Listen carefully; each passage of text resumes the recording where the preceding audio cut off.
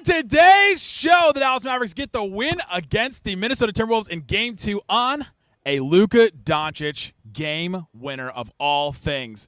Absolutely insane. We'll break it all down today's Locked On Mavs. Doncic, and this is Locked On Mavericks. Mavericks, NBA champions. Bang! It's good, and the Mavericks have won the game. If you don't believe, you shouldn't be here. Loyalty never fades away. And welcome. You are locked on to the Dallas Mavericks. My name is Nick Angstadt, media member and NBA channel manager of the Locked On Podcast Network, where we let it ride. Let it ride with ESPN in front of me, TNT to my left. Don't be scared of our night, baby. Out theirs. We heard everything they had to say. Draymond sucks. Draymond We heard sucks. everything that they had to say about Luka all year. Stay on that side. We're good over That's here. absolutely right. Oh my gosh, the Mavs get a win in Game 2. Luka Doncic with the game winner. I'm kind of speechless at a certain point. But we'll talk about how Kyrie Irving set the table. We'll talk about how Luka Doncic made it happen in the end, how they continue to just keep going at it. They didn't ever give up. This Mavs team stayed in it, and the Mavs got this win. And guess what?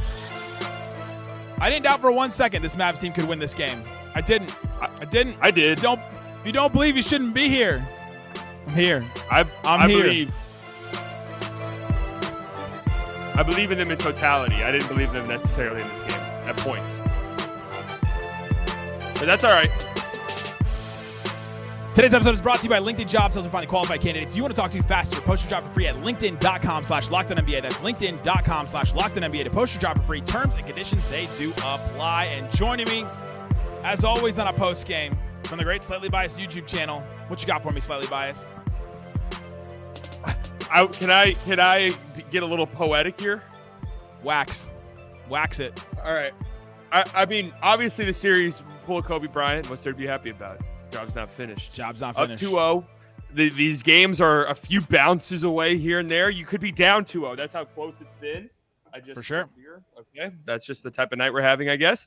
But what we just witnessed, and I really want, because, in the moment, it can be kind of hard to just get, lost in other things and this and that. This is a night and a shot that will be talked about for years upon years upon years, and a legit all-time great. Where will he rank in the pantheon of all-time NBA legends? Well, that remains to be seen, of course, for Luka Doncic over the course of the next 10 or so years. But this will be a moment where they talk about Luka 10, 15 years from now, when he's getting inducted into the Hall of Fame and stuff, and we're reminiscing on his career. He's going to be like, do you remember that shot in Game 2 on the road in the Western Conference Finals against the Timberwolves to go up 2-0. Like, that is the type of moment we just witnessed, an all-time moment, an all-time NBA moment. And, I mean, unbelievable. Not just that shot, but the 2 games he's had so far have just been remarkable. Absolutely remarkable. 4th best player under 25, I've heard. That's got to be the worst. I mean, if you're associated, and look, we all have our opinions, right? To each their own. If you're associated with that, you should quit. I'm just being real. You should get a new job. Shout out to the each Ringer. their own. Shout out to the Ringer. Oh, they're getting the polls out on TNT. They're getting the fishing poles out on TNT. I don't think they're for the Timberwolves yet. I think they're for other teams. For the but Pacers. Luka, we talked about last game how he just is beating the drop coverage and how they're playing the drop coverage against him, and Rudy Gobert will step back, and they really haven't tried to give up the switch. This is one of those things. The Timberwolves have not tried to give up the switch on defense this whole time, and then on the final play, they kind of had no choice to had to give it up, and they had to give it up, and they had to give it to Luka, and Luka was waiting. He was waiting for that opportunity to go at Rudy Gobert, because there was a moment earlier in the game where Gobert whacks him right in the ribs, and Luka took big exception to it. Second quarter, about 6 minutes left, and Gobert tries to stop a fast break, but a closed fist just rakes him across the ribs, hits him. Luka immediately turns around and looks at Gobert and is like, hey, really? And Gobert pretends like he didn't do anything wrong, like he always does.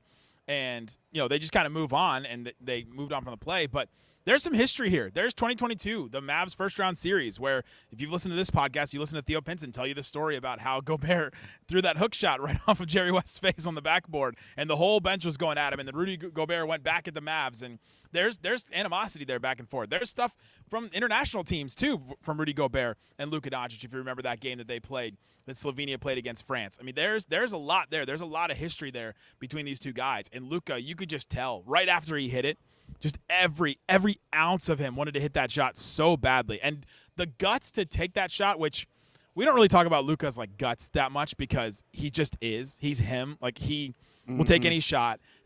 Any pass is available to him. But the guts to take that shot. You were down 2. You didn't need a 3 at that moment. But he wanted that shot, hunted for it, went after Rudy Gobert, took the step back, drained it. I mean, just an absolutely insane playoff moment for Luka.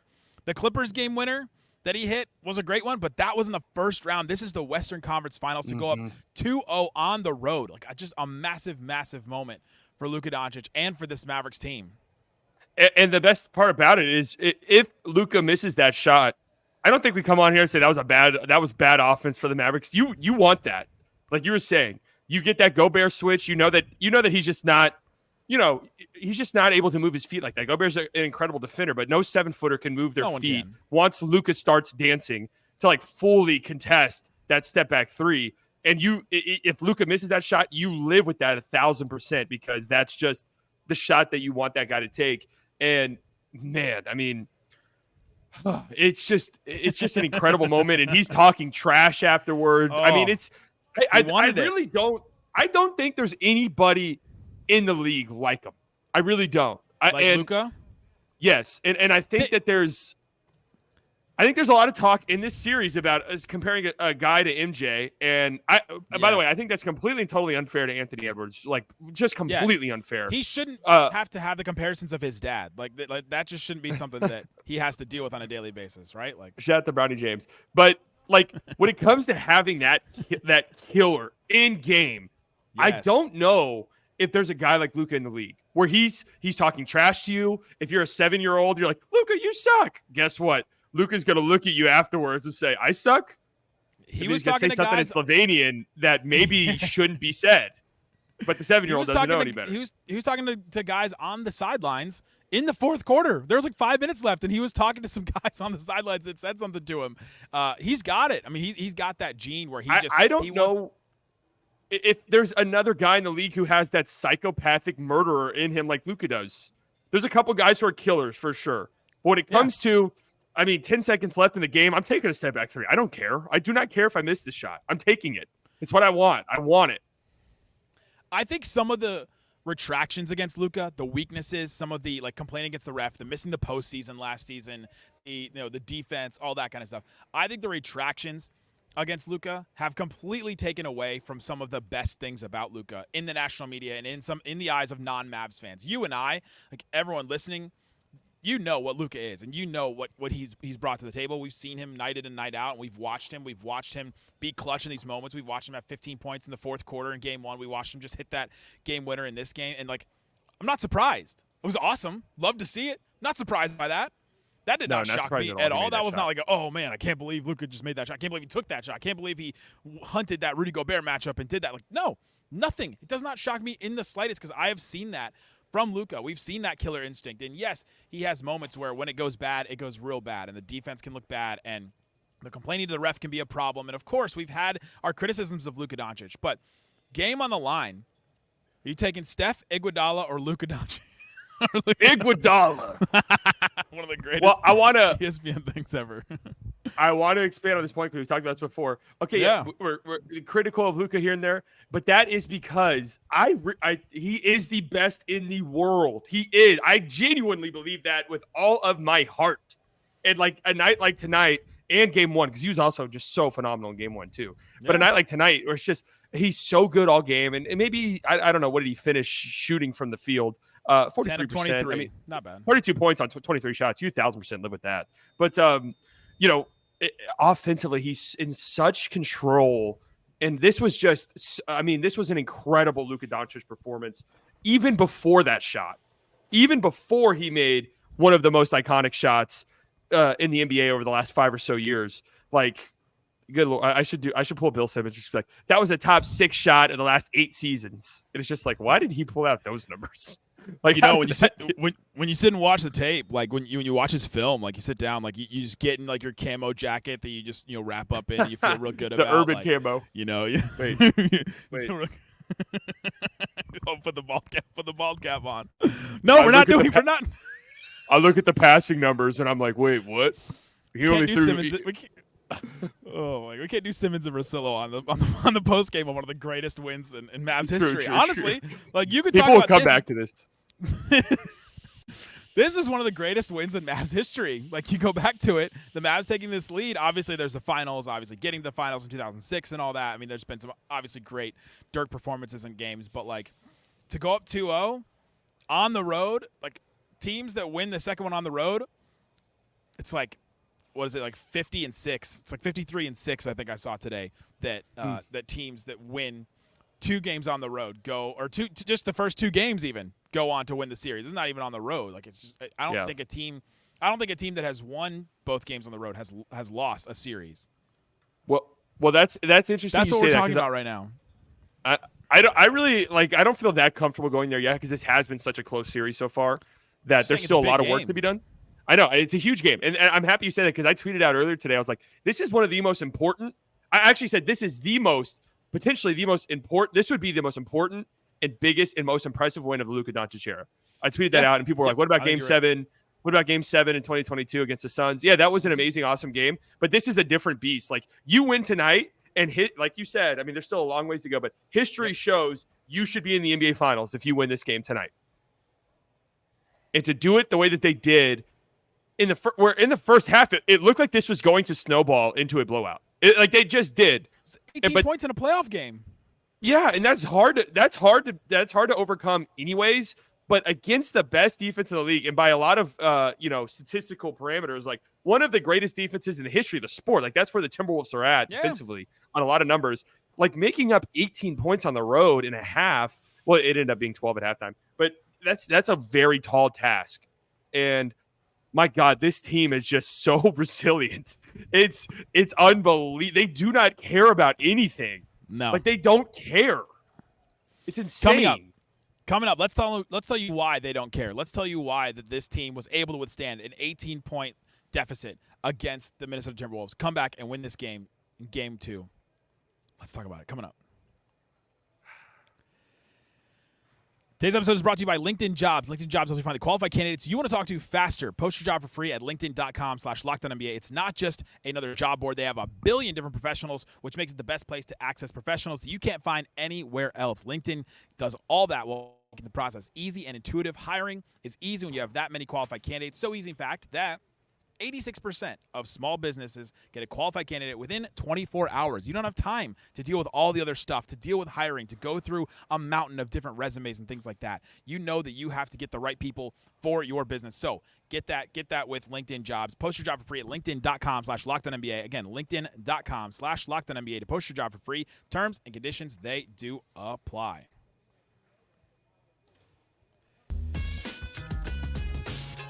Thanks, everybody, for hanging out with us on Locked On Mavs, being part of the show, part of the Raccoon Squad, listening every day. Appreciate each and every one of you for checking out the show. We're a daily Dallas Mavericks podcast all throughout the year.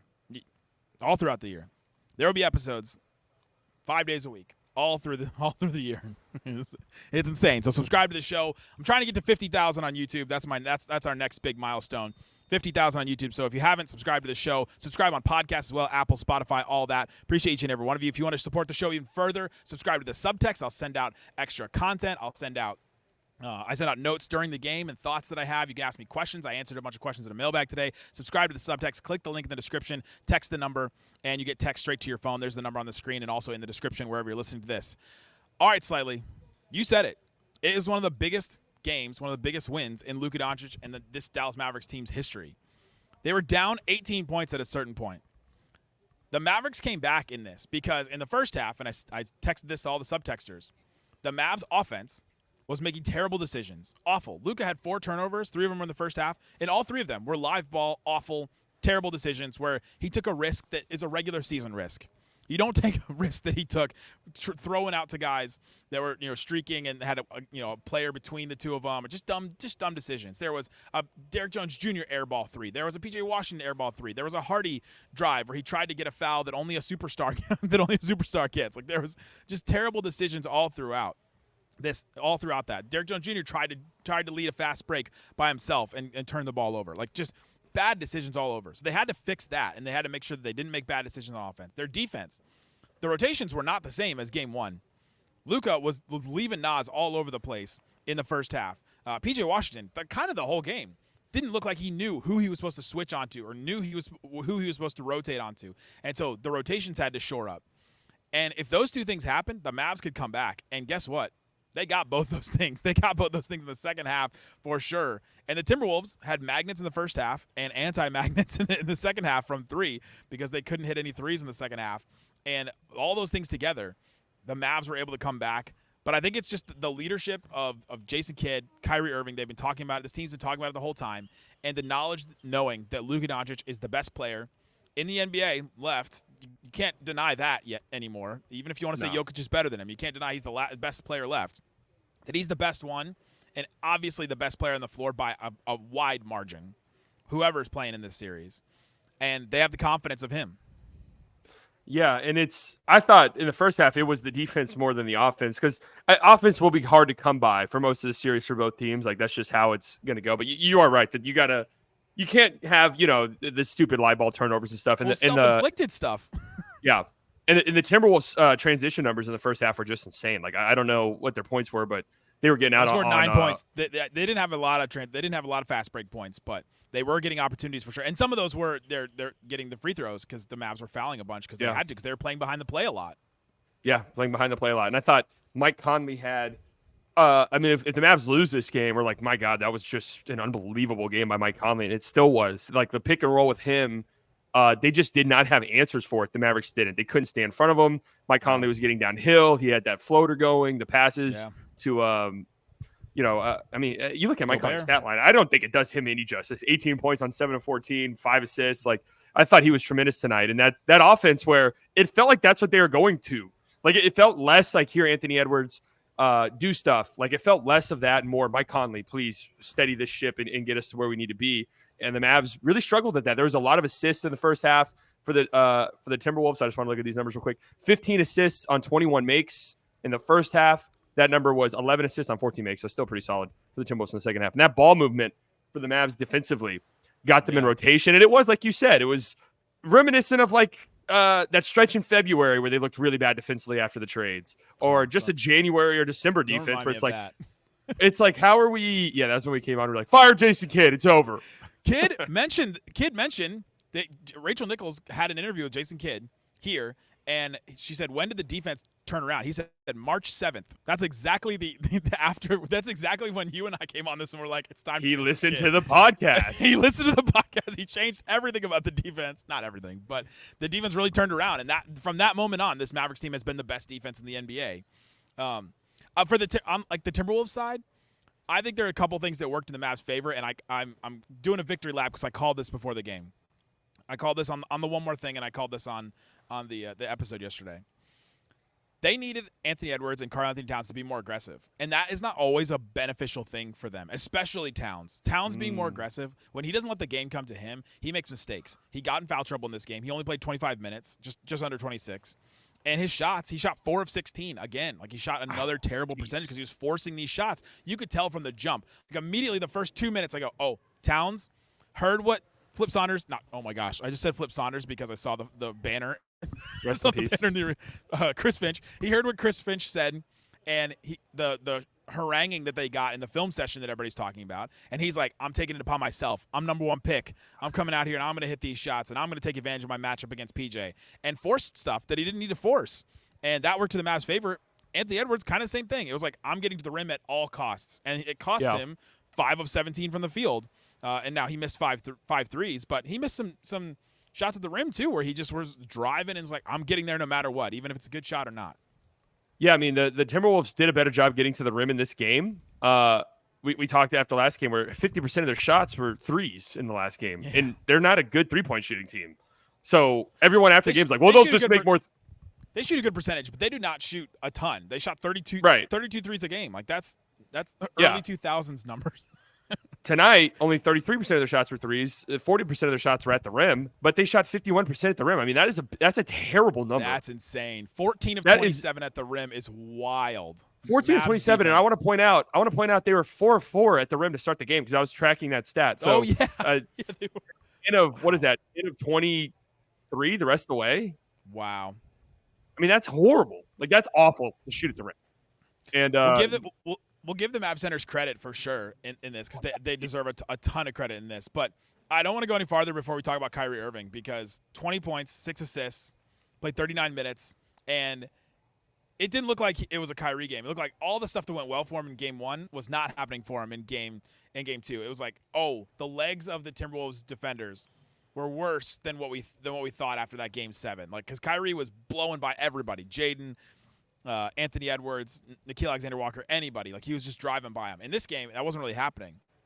But then, dang it, did we get the human torch in the fourth quarter? And he set the table, man. He did exactly what the Mavs needed to set Luka up for that three. Like, Luka had 5 points, 5 points in the fourth quarter. The 3 to win the game and the 2 free throws earlier. But Kyrie had 13 of the Mavs 30. 4 of 5 from 3. Like, just hit huge, big, massive shots in the fourth quarter to set the table. Man, they're not here without Kyrie Irving. No, and I mean, I thought in the first half, I thought he was still getting decent looks. They just weren't really dropping for him necessarily. Yes, and I still kind of liked his aggressiveness. But yeah, man, that second half, and it's funny too because I think his first shot in the second half was just a stare down 3. Like it wasn't even like a Kyrie, I'm breaking you down, or I'm out in transition. It was just all right, fourth quarter's here. Okay, here we go. Like I'm staring you down and I'm hitting a 3 over you. He had a couple of those, and then there's a timeout, and I'm pretty sure if my lip reading is correct, he's talking to Luka. He said, "King of the fourth quarter." I'm almost 100% certain he said that. I would love for somebody to ask him that because it looks like that's what he said. But he was holding up 4. Unless you're saying Mavs in 4, but I don't think that's the case. That would have been a little bit nuts. What's more wild, Kyrie calling himself king of the fourth quarter or saying Mavs in 4 during definitely saying definitely a player saying Mavs in 4 would be insane. But hey, remember. Hey, just real quick. Remember all those guys that said Suns in 4? Remember? Yes, I wonder what their life is up to now. They're in group chats right now. It's like, dude, I don't know. Boonholzer like really could write. Yeah, Bronny's gonna write the shit. But no, I mean Kyrie was awesome, and he just he's got such a good feel for the moment because it's just game 1. You needed him immediately, and it was that stabilizing presence where it's like, all right, this guy's been at ginormous games. Like he knows exactly what we need, and then he had 24 points in the first half of that game. Yes. Or was it 27? No, it was 24. 24 in the first half, 30 overall. Okay. And then in this game, it was in the fourth quarter, and it's crazy too because he had a stretch where he went 1 of 4 at the free throw line in the fourth quarter, including a brutal 0 of 2 trip. Where it felt like, free chicken. And then Anthony Edwards hit 2 of 2 the other end. I think made it a 4-point game. And at that moment, it was like, I think the Mavs might have just blew a huge opportunity here. It was a minute 44 left. Gobert's 5th foul. Kyrie misses both free throws, and then they're down by 3 at this point. Then Ant got fouled on a pass, and he hits both. So yeah, it's a 5-point game at that point with a minute 30 left. And then Kyrie makes up for it the very next possession by hitting a 3 late in the clock when the Mavs moved the ball around, and he had to take it in the corner and just drilled it. Well, to add more context to how big of a shot that was, just a few possessions before the empty free throw trip, Luka drives, makes this just absurd pass to Dereck Jones Jr., who misses a 3, and then has an absurd offensive rebound, tip out. I don't know how he even got to that. The Tyson tap out. Yeah, tips it perfectly out to Kyrie, who then misses a wide open 3. It's like, man. It was just like, because it's just Kyrie in the fourth. It's like you expect those to go. And then he made up for it with that massive corner 3 that kept the Mavs in it. We've been watching the corner 3s because the Timberwolves are selling out trying to make sure the Mavs don't get corner 3s. The Mavs made 1 corner 3 the whole game, 1 of 5. It was that Kyrie one. It was that Kyrie one we just talked about, with a minute left to cut it to 2. I mean, how many? They only hit like 3 in game 1 or something like that, and one of them was the ginormous PJ. 3 of 4. Yep. They were 3 of 4 in game 1. They were 1 of 5 in game 2. And one of them in game 1 was the massive the massive PJ Washington corner three. So, hey, clutch corner threes, you'll take it. Yeah, use them when they matter most, I guess. Yeah. You get tokens. You get corner 3 tokens. You can only use these at a certain point. You know what it decided is? to use them with 1 minute left. Luka's a big Overwatch player, so he knows, like, you have your ultimate in Overwatch, your ultimate ability. You got to save it for the right time. Like, it has to happen at the perfect time, and Luka understands that because he plays Overwatch so much. Amazing. We have to clutch this up. Amazing. Luka, Zenyatta. I play basketball. Use your ult. I would love to hear Luka play Overwatch. Well, we had that one Zenyatta, clip of use him your ult. going, Donatello, is that you? Who are you? I play basketball. For who? Yeah, yep. Dallas Mavericks. Yeah, that is an all-time classic clip. Oh, my gosh. The centers for the Mavericks. Can't go any farther without talking about those guys because, absolutely so big. Like, the difference between the Mavericks center play in 2024 compared to 2022 when I was in Golden State watching the Mavericks get destroyed in the first 2 games of the Western Conference Finals is night and day.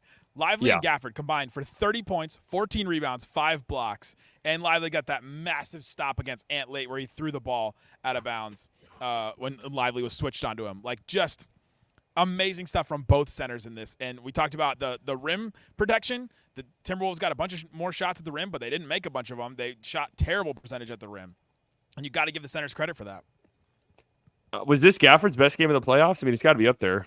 Has to If be. it's not- 16 points, 5 boards, 5 blocks. Huge. Yeah, I mean, he was awesome at protecting the rim. And then it's just it's really interesting in this matchup for the Mavericks where they can do the thing where it's like, all right, when Gafford's out there, we're going to drop a lot. And I thought Mike Conley was kind of picking that apart a little bit at times, but Gafford did have 5 blocks. And then Lively is more of the, all right, we're kind of comfortable switching all of these things, and Lively can kind of handle his own. And yeah, he had that play down the stretch where Ant's throwing everything at him. He's throwing up fake, he's pivoting, he's reverse pivoting, he's doing all these different moves, and Lively's just stonewalling him, and then that leads to that massive turnover that's set up the game. Because if Ant gets a bucket right there, the game's over. If Lively bites on a pump fake and it's free throws, like, the game is done. So I mean, that's just I mean, I can't believe how good Dereck Lively's been in this postseason. It's like shocking. He's been amazing, and he dapped me up after the game. So that's what I like to hear.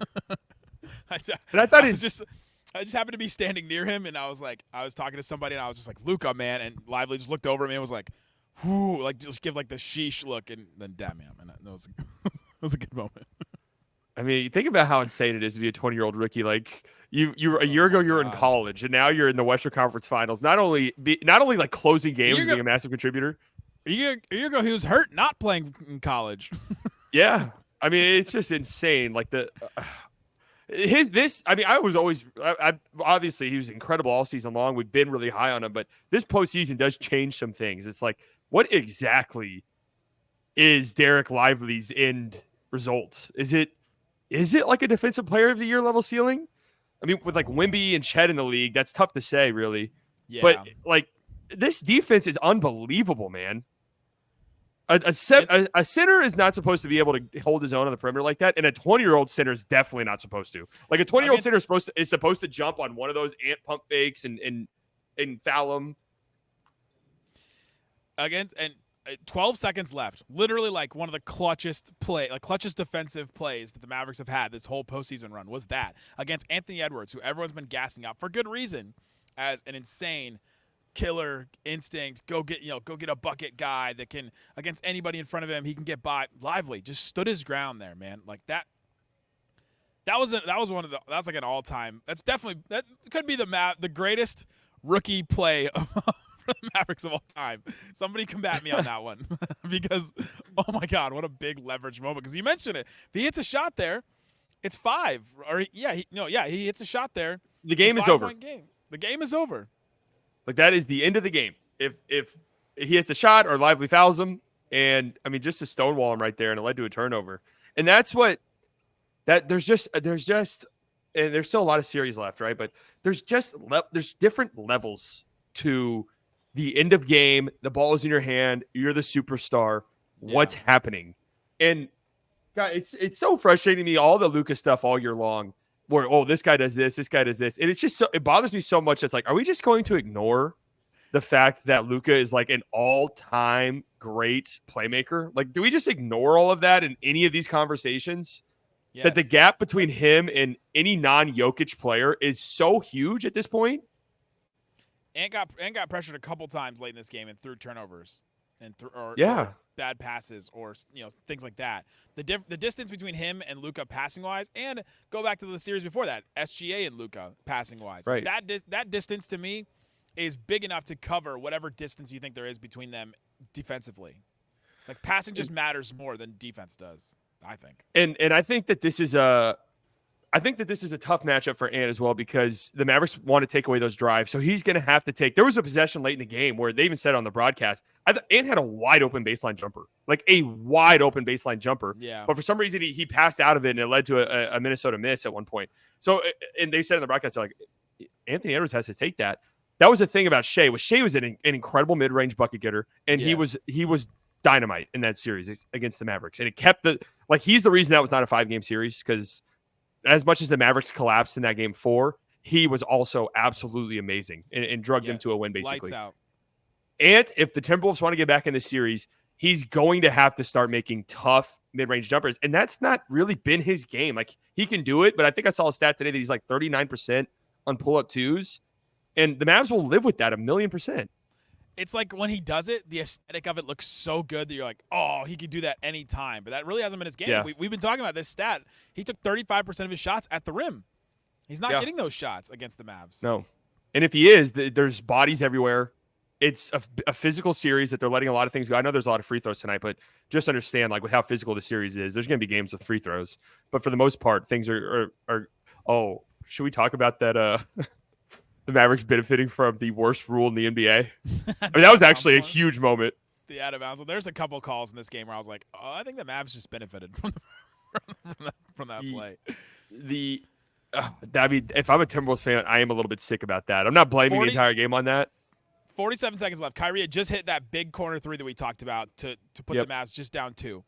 And Jaden McDaniels on the baseline, and Kyrie comes over and gets a hand there and hits his arm, and then the ball goes out of bounds. Jaden McDaniels was the last one to touch it, but Kyrie obviously fouled him, hit him right on the arm.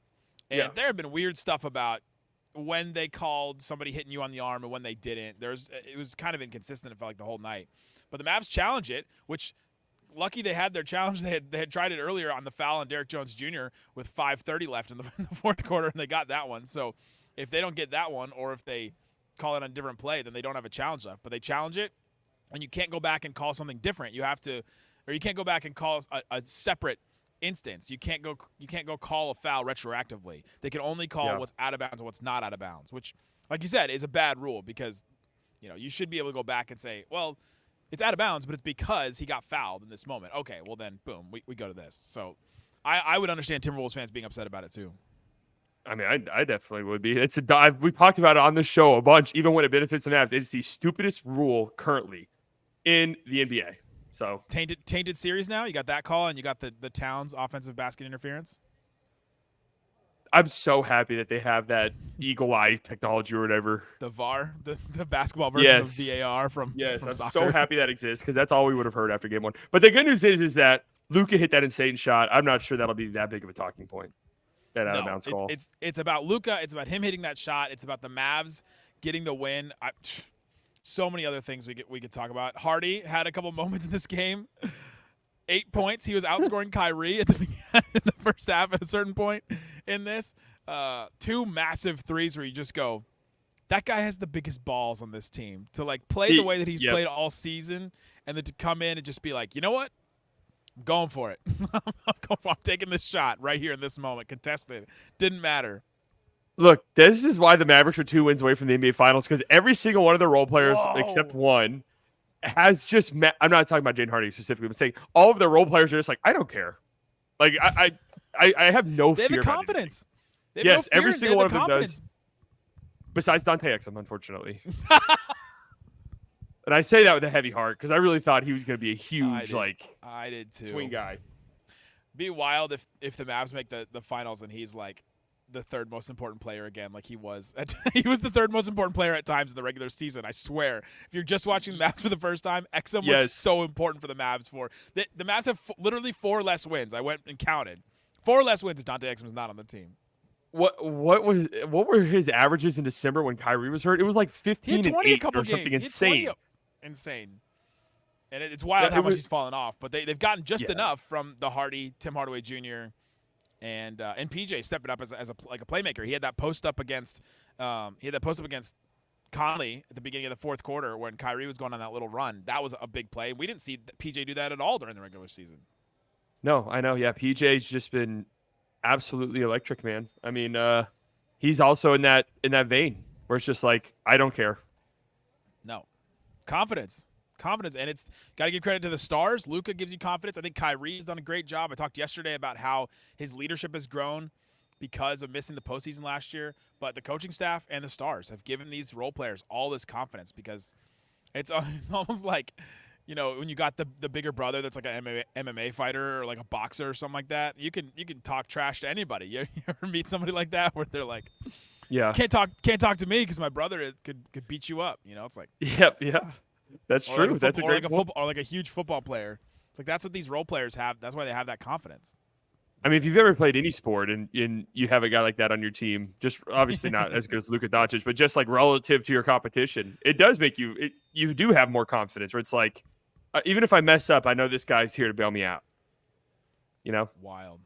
I want to, for anybody watching on YouTube, I want to show why I'm not on the court today because I would have gotten crushed by the scoreboard. Oh. They lowered it.